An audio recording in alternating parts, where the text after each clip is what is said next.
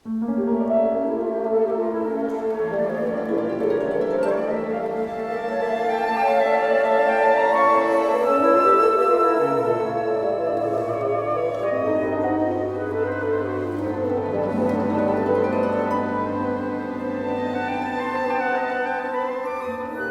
Makuc, lepo vas pozdravljam na ta deževni dan.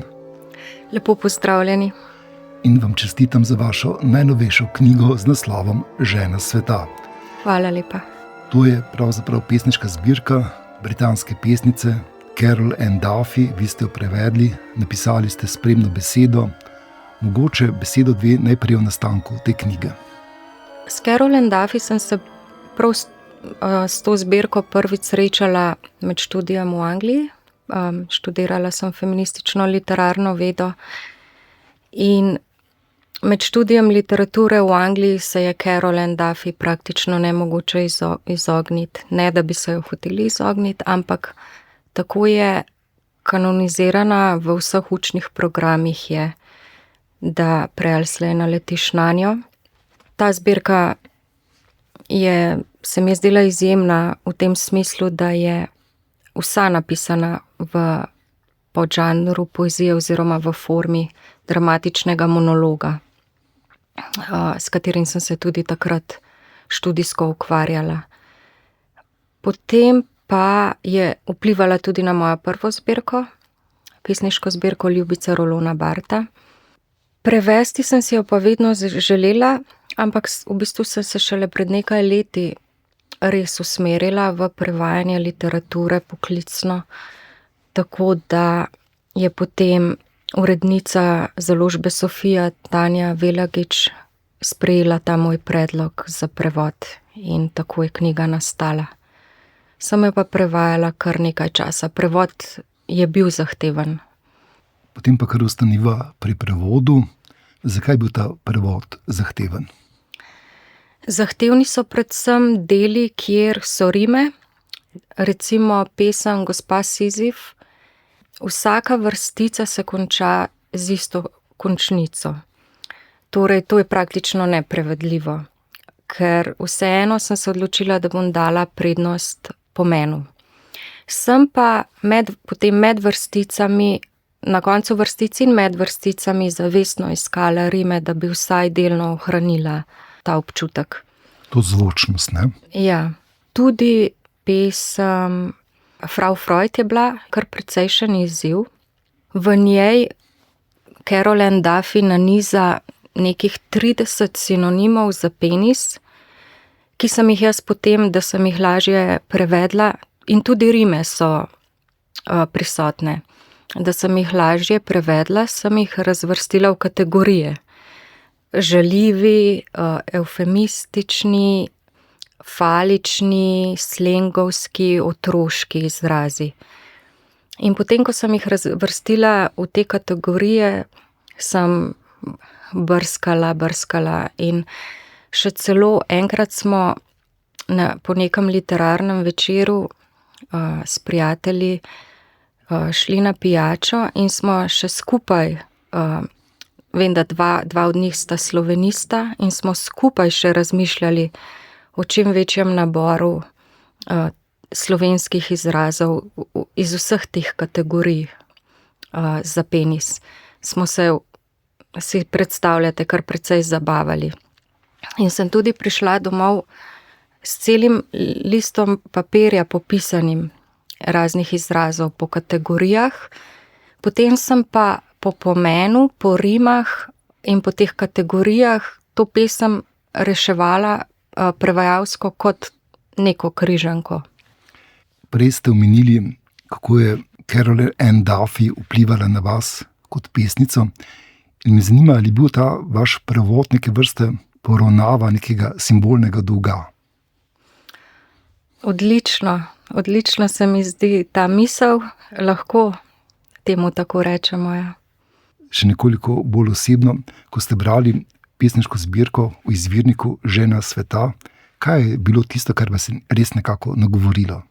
Carol Ann Duffy v tej zbirki res vrne milo za žajfo patriarhatu. In to na in seksizmu v umetnosti, v kulturi in v znanstvenem diskurzu. Torej, gre res za zelo poglobljeno študijo patriarhata in potem za neke vrste povračilni ukrep. Tako da zbirka je izrazito feministična, pritegnilo me je to, kako opolnomoči govorke ženske, kako ženskam podeli subjektivno pozicijo. Naslanja se na dediščino viktorijanskih pesnic, tako da tudi obravnava žensko literarno tradicijo in patriarhalnost literarnega kanona. In pa ta njena razigranost, duhovitost, šaljivost, navihanost, prav otroška navihanost, humor, črni humor. Ampak gre res za zelo poglobljeno kritiko patriarhata. Tudi žaljiva je na trenutke. Tudi k tej žaljivosti se bova mogoče še vrnila, ampak prej ste omenili sintagmo patriarhalnost literarnega kanona. Kaj ta sintagma pomeni? To pomeni, da dela, ki so zgodovinsko gledano bila ovrednotena kot dobra, kot kvalitetna, se zdaj prepoznava, da so bila to večinoma dela moških avtorjev. In da se ta kakovost v literaturi, da se je merila zelo seksistično, da ženske so od nekdaj pisale in od nekdaj so dobro pisale, ampak so bile spregledane. Če sva še nekoliko bolj konkretna, slovenska literarna zgodovina, kako v kolikšni meri upošteva avtorice? Situacija postaja nekoliko boljša. Vidimo, da tudi veliko žensk dobiva nagrade. To so tudi ki so tudi del kanonizacije. V preteklosti še, ko sem bila pa jaz študentka na primerjalni književnosti, sem pa res občutila, da večinoma beremo moške in da so večinoma moški avtorji v kanonu, v berilih in tako naprej. V katerih letih ste študirali? Mislim, da tam okrog 2000, ja. Se pa v teh minulih letih to vseeno spreminja. Omenili ste nagrade, ne? Gre na boljše, ja. In tudi dogaja se to, da akademičarke zavestno obnavljajo in iščejo dela ženskih avtoric in jih izdajajo v pomembnih zbirkah. Tako da se neki popravki tudi za nazaj dogajajo in neke spremembe na boljše v sedanjosti. Ko se pogovarjava o zbirki Žena sveta, ne moreva mimo literarne forme pesniškega monologa. In to je mogoče nekoliko presenetljiva oblika, ker poznamo dramski monolog, monodrama in podobno. In me zanima, kakšen žanr, kakšna zvrst je to pesniški monolog. Ja, jaz mu rečem dramatični monolog prav zato, da ločim med dramskim monologom, torej monologi, ki se dogajajo v teatru. To je angažirana oblika pisanja. Zdaj, izumili sta jo dva viktorijanska pesnika, Browning in Tennyson, neodvisno. Potem so jo pa nadgradile to formo, ki jo konkretno Carol Ann Duffy uporablja in prakticira in razvija in ki sem jo tudi sama v mojih 2 zbirkah uporabila in razvijala. To so pa v bistvu viktorijanske pesnice se tej formi posvečale in sicer prav zaradi tega, ker je v viktorijanskih časih veljal ta stereotip o sentimentalni pesnici, ki se je po angleško reče poetess. In ker so želele se izogniti objektifikaciji ženske v poeziji, torej nekako je tako veljalo, da je bil moški pesnik, ženska pa muza. Ženska je itak pisala slabše, je bila poetess, ne poet. No in one so, te viktorijanske pesnice, so potem z uporabo maske, torej s tem, da so šle v nek značaj skozi ta dramatični monolog, potem odpirale razne teme, ki so bile aktualne v družbi in politične. In pridajale na ta način glas marginaliziranim in utišenim ženskim značajem, recimo Augusta Webster, ki je celi 2 zbirki posvetila tej obliki pesniški obliki dramatičnega monologa Portraits in Dramatic Studies. Ona je recimo pisala o Medeji, tej starogrški figuri, ki umori svoje otroke in je poskušala nekako razložiti, zakaj bi bila ženska tako kruta, da bi umorila lastne otroke.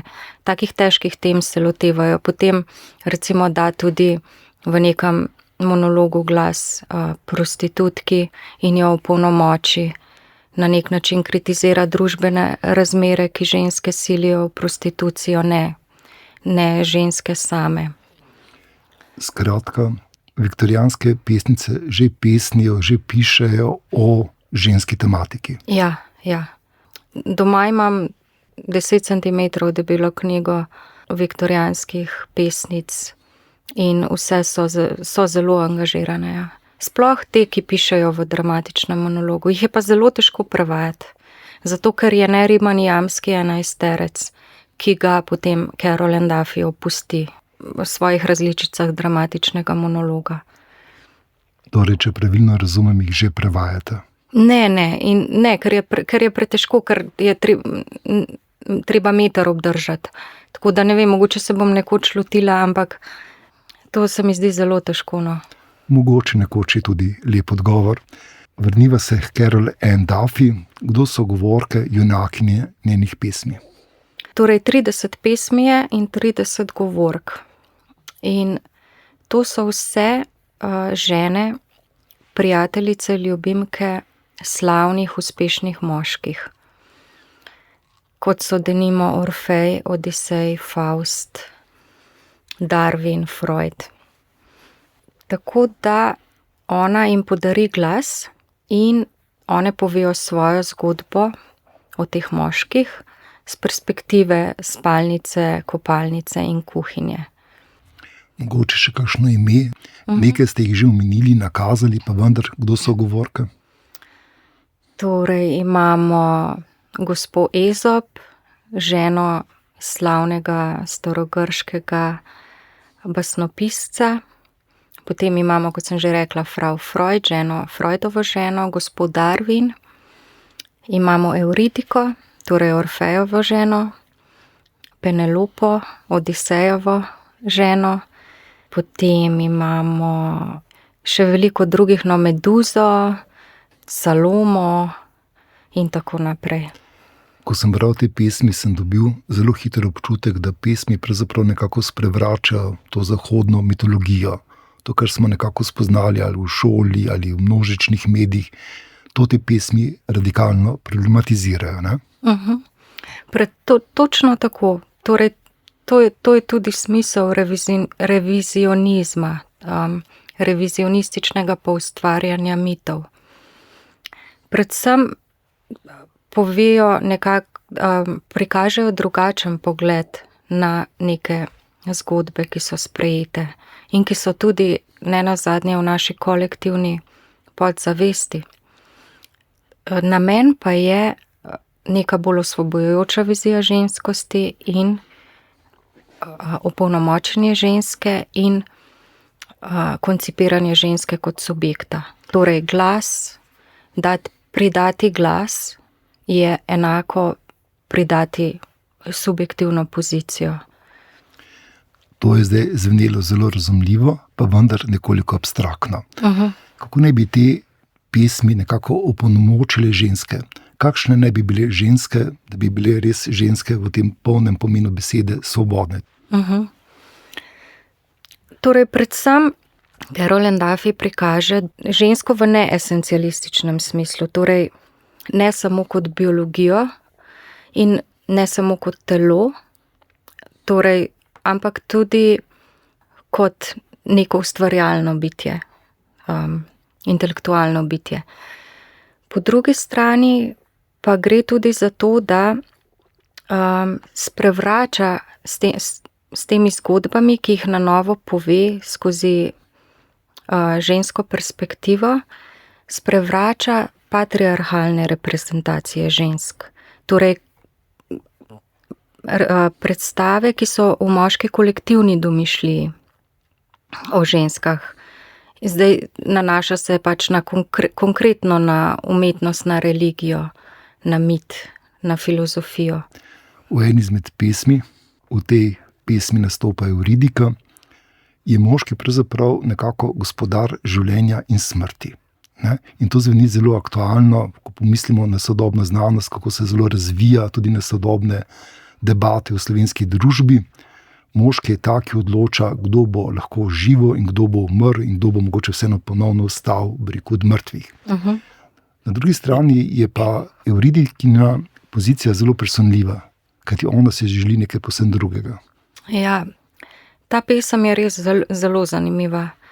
Dejansko gre nasproti enemu največjih junaških mitov v tem smislu, da je to neka ena najmočnejših ljubezenskih zgodb v mitologiji, ampak pri dramatičnem monologu gre prav za to, da zavrača sentimentalnost, da se res osredotoča na materialne okoliščine in na politiko. In tudi v celi zbirki to lahko opazimo. Torej, ja, Euridika si ne želi biti več muza, si ne želi biti več tipkarica, si ne želi biti več le urednica Orfeja v tej pesmi in bi raje ostala v podzemlju, torej bi raje ostala mrtva, kot pa da bi bila ujeta v moškem svetu jezika in založništva. In Orfej je prikazan kot nek nadležni pesnik, ki stalno išče njeno potrditev, njeno neplačano delo in jo zasleduje in ji bere pesmi in jo obremenjuje s to pozicijo, da ona služi tej njegovi ustvarjalnosti. Ona si želi biti sama ustvarjalni pisoči subjekt. To pesem sem bral kot žalostno. Po drugi strani so pa v vaši knjigi, v knjigi Carol Ann Duffy, tudi pesmi, ki so res humorne, tudi žaljive, presenetljive. Naprimer, prej ste omenili pesem Frau Freud. Na eni strani je ta silen seznam, bi rekel, sinonimov za penis, ne? In ta seznam je res dolg. Vi ste omenili, da je dolg tam 30 besed, ja, in to res teče iz vrstice, iz verza v vers, se stopnjuje, vmes so presenetljive besede, potem pa sledi nek obrat. Kajti ta seznam bi lahko bralec ali pa bralka brala skoraj kot neka vrsta hvalnica. Potem pa sledi ta obrat, ki je pa res nekoliko presenetljiv.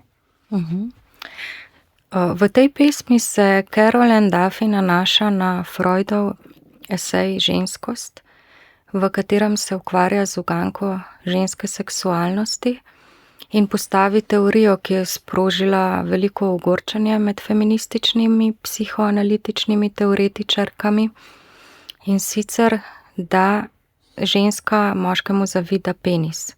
Zdaj, kaj to pomeni, da njej nekaj manjka? Kaj to zdaj pomeni v metaforičnem smislu, pa v dobesednem smislu? Dobesedno kot manjko, da ima manjko penisa, v metaforičnem, simboličnem smislu pa penis kot predstavnik moči. In Carol Ann Duffy, ta pesem je v bistvu odgovor na to, in ona to zavidanje penisa potem spremeni v pomilovanje penisa. Razvrednotenje pravzaprav nekako. Ja. In tudi tukaj sprašuje o objektivnost znanstvenega diskurza, kar je zelo pomembno. Torej, Frau Freud kot njegova žena, ki nastopa na nekem simpoziju freudovske psihoanalize ima prav takšno avtoriteto kot gospod Freud in ona spodkoplje to njegovo teorijo. Marsikaj ste nam že povedali o zbirki Žena sveta. Mogoče bi bil zdaj pravšen trenutek, da nam tudi preberete kakšno pesem iz te knjige. Lahko. Bi si želeli Frau Freud? Lahko. Glede na to, da ja, sva govorila. Da sva že nekako predstavila. Pa še kratka je. Velja. Ampak mogoče bo čas tudi za kakšno daljšo. Ampak najprej Frau Freud. Frau Freud. Dame, za voljo argumenta, recimo, da sem videla pošten zalogaj bingljev, udov in zanesenjakov, trdakov in gobanov in otepačev in tičev, moškosti, premoženja, lulčkov in metuljčkov.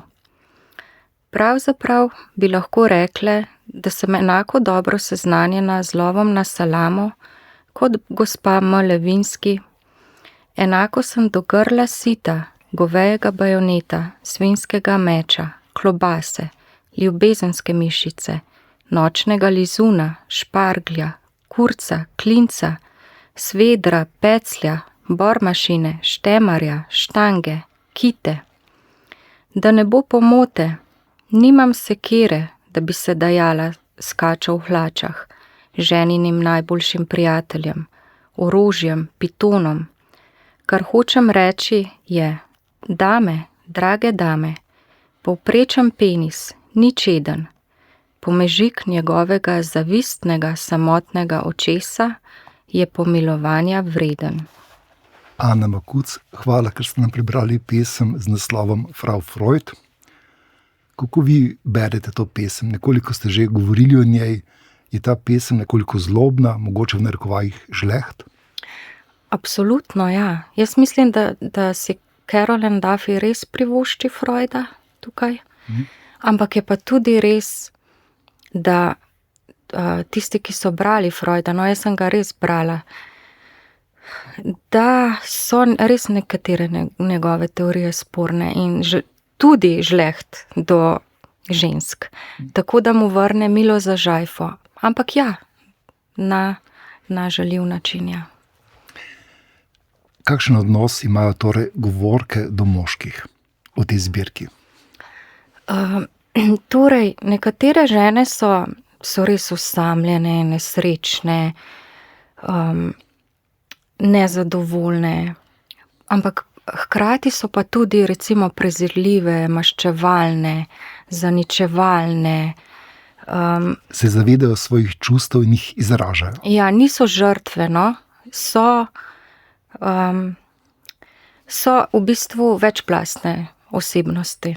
So recimo tudi, nekatere so božanske, druge so demonske. Tako da, ranjene tudi, ne? Ja. Zelo lahko. Ja. Ja.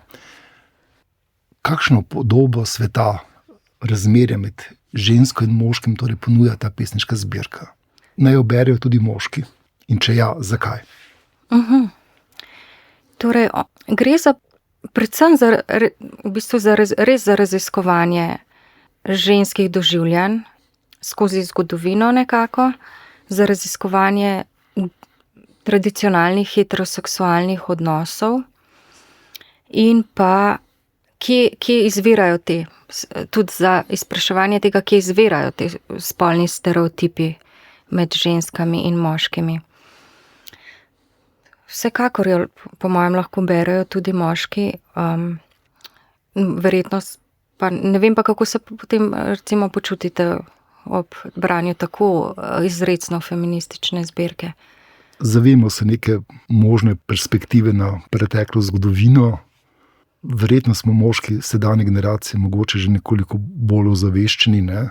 Bi pa bila takšna zbirka, kot je ta, o kateri se pogovarjava, verjetno šok recimo za generacijo mojih staršev, mojega očeta. Ne? Tako da mogoče beremo to zbirko nekoliko pozno, pa vendar še vedno pravočasno. Ne? Ja, in če pogledamo, izšla je leta 2000, ne? Torej 25 let pozneje je bila prevedena in še vedno je šokantna za naš prostor in čas. Ker ste me vprašali, kako se počutimo ob branju, naj še dodam tole. Ne? Ko sem bral to zbirko, sem res pomislil, po eni strani kako so zahtevni ti odnosi med žensko in moškim. Ne? Ker če bi to bila podoba sveta, potem je ta svet res v globoki krizi. Ne? Na srečo vem, da to ni podoba celotnega sveta, da je to del nekega segmenta. In zdaj bi jaz še vprašal še tole. Kaj pa ženske? Zakaj ne berejo to pesniško zbirko? Mogoče, da se opolnomočijo, recimo, da za opolnomočenje vsekakor. Se mi zdi zelo, da zelo deluje na tak način. Za večjo samozavest, pa tudi za nekoliko drugačen pogled na moškega. Morda na moškega, morda na se. Tudi to, da ker recimo Carol Ann Duffy nas zelo napotuje v odnose z ženskami, tudi ne samo seksualne, platonične, v to skupnost žensk, v to, da si moramo biti ženske opora druga drugi in sestre in v to skupnost žensk. No. Da si res, da še vedno živimo vseeno v patriarhalnem svetu in Carol Ann Duffy nam sporoča, da moramo ženske držati skupaj in se podpirati. In biti prijateljice, ne sovražnice, ne tekmice. Ne tekmice, ne. In vendar takšno sestrstvo ima lahko kakšne morebiti negativne posledice, naprimer na odnos žensk do moških? Samo če govorimo v kontekstu lezbičnega separatizma, ki povsem moške izloči. Drugače pa ne bi rekla. Moški so se vedno združevali, vedno podpirali. Za ženskam pa to ni bilo dovoljeno. Torej to pozitivno gibanje, pozitivno prizadevanje. Ja, mislim, da žensko prijateljstvo da ne ogroža moških, no, če ne govorimo res o skrajnih oblikah. Vaš prevod ni prvi prevod Carol Ann Duffy v slovenščino. Že leta 2007 je Figenija Simonovič pripravila izbor z naslovom Grejem njene bisere. Ko sem bral vašo knjigo, ste omenili ta prevod, ste se kaj naslonili na njen prevod, na kateri točki mogoče? Ne, omenila nisem. Sem pa sigurno delala s tem prevodom in sem nekatere rešitve, ki so bile super, tudi prevzela, kar nasplošno pač se mi zdi počnemo prevajalke in prevajalci. Nekatere stvari pa tudi popravila, no, bi tako rekla. Če lahko dodam, všeč mi je bilo, da ste uporabili besedo prsica namesto svinja. Aha. Ja, ker se mi zdi, da res prispeva k neki ostrini v sami pesmi. Aha. Ana Makuc, žal morava na en današnji pogovor končati. Hvala vam za vaš prevod Carol Ann Duffy, njene zbirke Žena sveta in hvala za pogovor. Hvala vam za vabilo. Z veseljem.